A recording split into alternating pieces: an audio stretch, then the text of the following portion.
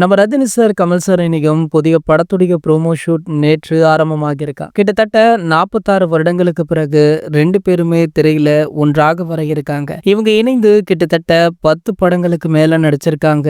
இணைந்து நடித்த எல்லா படங்களுமே சூப்பர் ஹிட்டுமே ஆகியிருக்கு. அந்த வகையில மீண்டும் எப்போது சேர்ந்து நடிப்பாங்க அப்படின்னு அனைவருமே எதிர்பார்த்துட்டு இருக்காங்க. அந்த ஒரு மேஜிக் இப்போது நடைபெற இருக்கிறது. அவர்கள் இணையும் படத்தை நெல்சன் தான் இயக்குறாரா. அதனால மிகவும் அதிர்ஷ்டமான இயக்குனர் அப்படின்னு நெல்சனை கோலிவுட்ல பல பேருமே புகழறாங்க. படத்திற்கு அனிருத் இசையமைக்கிறாரு. ஏற்கனவே ரஜினி சாரை வைத்து நெல்சன் ஜெயிலர் அப்படின்ற படத்தை கொடுத்துட்டாரு. கமல் அவர்களுடன் இணைவது இதுதான் முதன்முறை. இந்த ப்ரோமோ ஜெயிலர் 2 படத்துடைய ப்ரோமோவை போல ரொம்ப ஃபன்னாக இருக்கும் அப்படின்னுமே சொல்றாங்க. அதாவது ஜெயிலர் 2 படத்துடைய ப்ரோமோவில் அனிருத் மற்றும் நெல்சன் 2 பேருமே காமெடியாக ஒன்று பண்ணிருப்பாங்க. அதே மாதிரியான ப்ரோமோவாகத்தான் இது இருக்குமா. படத்தை பொறுத்த வரைக்குமே மாசாகவும் அதே சமயம் காமெடியாகவுமே இருக்கும் அப்படின்னுமே சொல்றாங்க. படத்திற்கான அறிவிப்பு தேர்தலுக்கு முன்பே அறிவிக்கப்படும் அப்படின்னு சொல்லப்படுது.